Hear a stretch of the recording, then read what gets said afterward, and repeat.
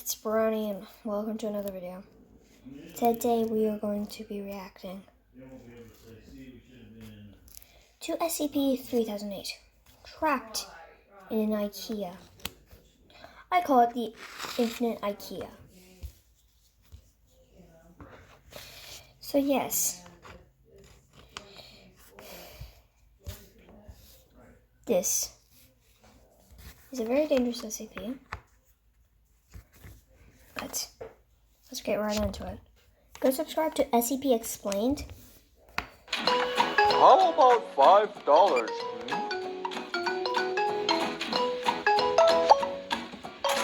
I'll take my gold shillings! Woohoo!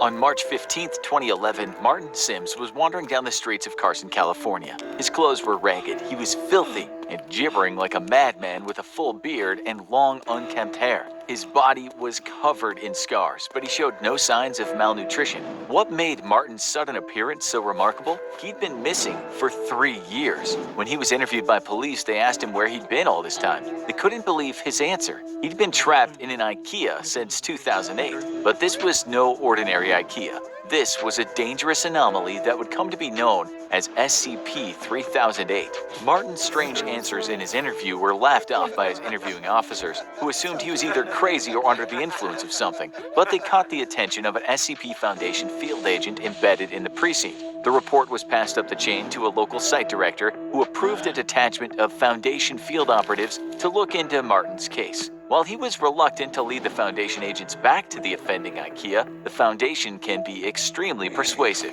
His screams of, "Please, I'm begging you, don't take me back, don't make me go back," were noted but ultimately disregarded. When the SCP Foundation had triangulated the position of SCP-3008, which was indeed an active IKEA, the entire retail zone was closed and barricaded under the pretense of a severe black mold infestation. Armed Foundation personnel also arrived on the site shortly after, based on Martin's vague statements that there were creatures of some kind inside. Due to his deteriorating mental health, Martin was unable to provide a great deal of lucid information on the specific traits of SCP-3008. But one phrase he kept repeating was, "bigger on the inside." Once researchers were satisfied that Martin had delivered all the pertinent information he was able to, he was administered Foundation amnestics to erase his memory of the last 3 years and return to his family.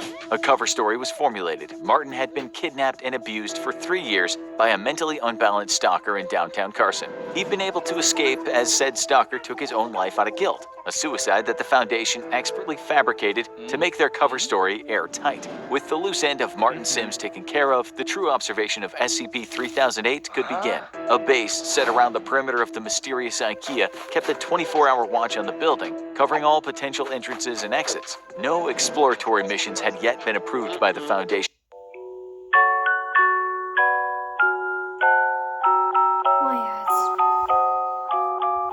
Ethics Committee, so they first wanted to perform a week of external observation to see if any of the store's anomalous properties extended beyond the confines of the building. After a week of nothing, it appeared they did not. A local site director approved of the use of 20 disposable Class D personnel to explore the interior of SCP-3008. The D-Class operatives would be split into 4 squads of 5 men, Alpha, Bravo, Charlie, and Delta Squad. Each would be assigned a different quadrant of the store and would deliver information back to the control team on site via a live audio and video link. 3 of the 4 teams upon entering the store reported nothing out of the ordinary. Neither the audio or video they were sending back indicated anything different from a standard IKEA store, from the flat-pack wardrobes to the Swedish meatballs. Team Delta, however, suddenly began experiencing a scrambled audio and video connection. Shortly after, communication with Team Delta dropped off entirely. They disappeared somewhere inside the store and haven't been seen since, with one notable exception. After the disappearance and the extraction of teams, Foundation researchers classified SCP-3008 as Euclid because its anomalous properties were at least confined to the interior of the store,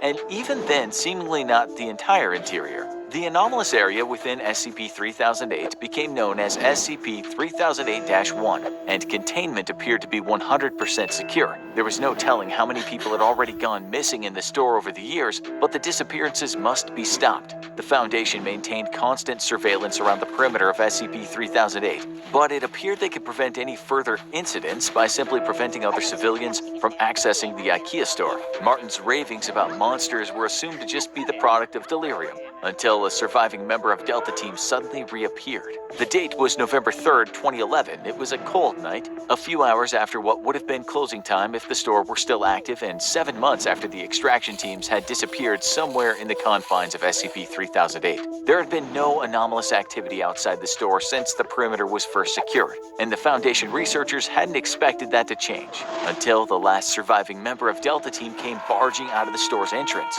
Startled field operatives were amazed to see him again, but they were even more amazed to see what was following him out of the store, repeating the same phrase: "The store is now closed, please exit the building." Despite the fact that the entity chasing the Delta Team survivor was wearing the yellow shirt and blue pants of an IKEA store employee, the being definitely was not human. It was around 7 feet tall. You cheated on your wife. You need to lie about that. That'll get you going back 9 spaces, so probably don't want to lie about that. Tall with no visible face. The entity had grossly extended limbs, with each arm being around 5 or 6 feet long and ending in a huge oversized hand. The whole process was so sudden that the field agents present at the perimeter weren't able to save the Delta Team survivor, as the entity reached forward with his freakishly long arms, grabbed him, and twisted his head off like a child with a doll. The field operatives present drew their weapons and peppered the entity with bullets. It would later be classified as SCP-3008-2. The being appeared to collapse and die from the physical trauma, at which point it and the body of the former Delta Team survivor were taken for an autopsy by Foundation researchers. There were no biological abnormalities of the body of the Delta Team survivor, so it did not appear that the anomalous properties of SCP-3008-1 had any effect on the physiology of its occupants. He was not malnourished despite being missing for months, and the contents of his stomach looked to be half-digested food consistent with the menu of a typical IKEA store restaurant. SCP-3008-2, on the other hand, raised a number of perplexing biological questions. The autopsy revealed that the creature's clothes were actually part of its body, like an additional layer of skin. The creature lacked blood or any kind of vascular system. Even stranger, the entity didn't appear to have bones or internal organs, not even a brain or nervous system. It was a being made entirely of skin all the way to its core. How it was able to move, or even live for that matter, remains a mystery. Though when you work for the SCP Foundation, you learn to accept that some things will always remain unexplained. One thing was certain, though. Martin Sims was right about his monsters. After the incident with Delta Team, the Foundation deemed that sending manned explorations into the heart of SCP-3008 was too much of a liability, and planned a series of drone-based reconnaissance missions into the anomaly. The first of these drones experienced connection issues and failed when attempting to venture into the IKEA's anomalous zone. However, after a lengthy period of trial and error, the Foundation was able to establish a more secure connection with its drones, even went deep into the SCP-3008-1 anomalous zone. It was only then that some of the most extraordinary discoveries were made. SCP-3008-1 seemed to break the laws of spatial reality, as the area of the IKEA's interior was at least an order of magnitude larger than its exterior. Just as Martin Sims had said, it was bigger on the inside, but just how much bigger? The Foundation has yet to find evidence of any physical terminators within the store that might indicate SCP-3008-1 has an endpoint, while an area of at least 10 kilometers squared has been uncovered in SCP-3008-1. It could, in theory, be infinite. Laser rangefinder tests, which are normally very reliable, have only given inconclusive results. Interestingly, the anomalous area doesn't have any clear visual differences from the rest of the IKEA store, except that it extends forever. An individual trapped within the confines of SCP-3008-1 wouldn't even realize they've entered an anomalous zone until they tried to locate an exit and leave, at which point they'd find they were already hopelessly lost. The geography of SCP Come on, another ad.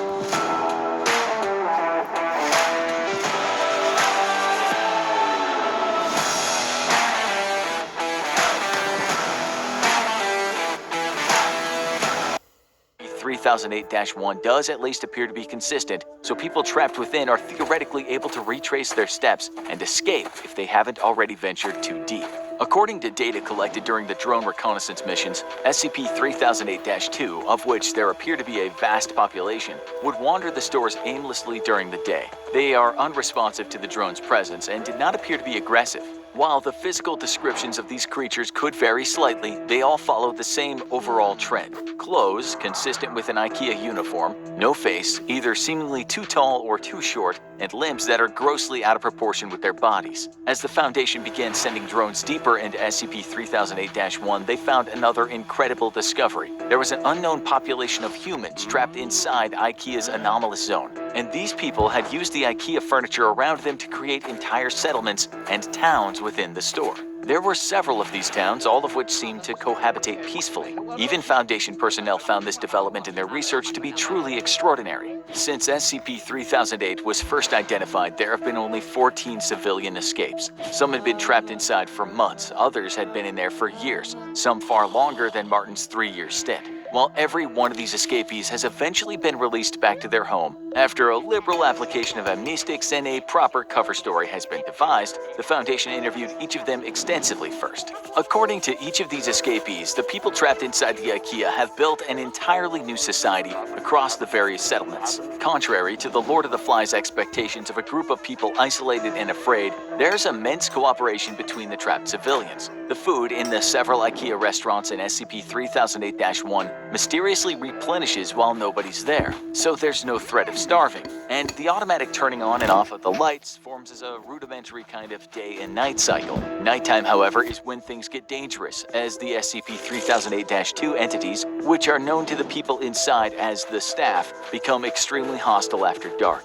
Aggressive hordes of the staff swarm the settlements at night, repeating, "This door is now closed, please exit the building." The civilians inside are usually able to repel these attacks with minimal casualties, but the constant war of attrition slowly wears down those inside. The bodies of the creatures also need to be removed from the area after each attack, as the presence of corpses or even parts of corpses has been known to heighten the ferocity of the next night's attack. During the day, the staff return to a docile and unresponsive state, though they'll still defend themselves violently if anyone dares to attack. Over the course of the interviews with the 14 escapees, Foundation researchers were able to answer another of their key questions. How had so many people gone missing in the store for so long without being noticed? But the answer they received only raised many more unsettling queries. According to the escapees, there were people inside the settlements that, despite being otherwise of entirely sound mind and standard intelligence, seemed to lack very common knowledge that even a child should know. For example, some of them weren't aware of the International Space Station orbiting the Earth, or stranger still, the existence of the Statue of Liberty. This led the researchers to a frightening conclusion. SCP-3008-1 may not only be a nexus point of multiple IKEA stores in our dimension, it could be connected to IKEAs in every dimension where IKEAs exist. While it only abducts a handful of people from each store over an extended period of time, it suddenly becomes clear how this SCP was able to trap so many people without detection over such a long period of time, which in turn led to an even more terrifying revelation. The SCP Foundation may not have SCP-3008-1 as contained as they thought. It might even be tucked away in an IKEA store somewhere near you, just waiting for you to visit. After all, there's always room for one more.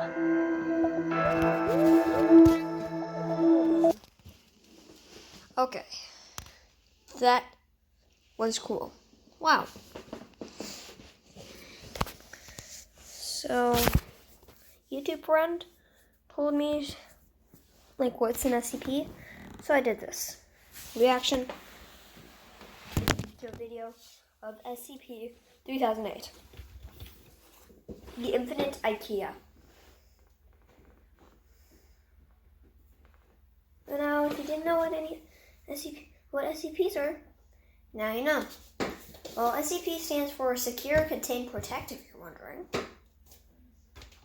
Secure, Contain, Protect. So yeah, SCPs. Should I do another reaction? Or should I play Roblox inside the server SCP-3008? You decide in the comments below. Another reaction? Maybe we'll do SCP-5000. Why? Wait, no, we're not gonna do that. That's 55 minutes long. I'm not doing that. Well, tell me what should I do next. Recommend some SCPs. in the comments below. And also, if you're wondering what I think SCP-1 is, I personally think the original SCP-1 is the Gate Guardian. But I don't know. It was not back when SCP was created. Yes, it was not back then. But I think SCP-1, the Gate Guardian, was the first one. So tell me what you think it is. Is it like the children? Or is it like the populace? I personally think the Gate Guardian. But you tell me. So yeah, what SCP should I do next? Yeah, you know, I told you. Well guys, hope you enjoyed SCP-3008. Bye.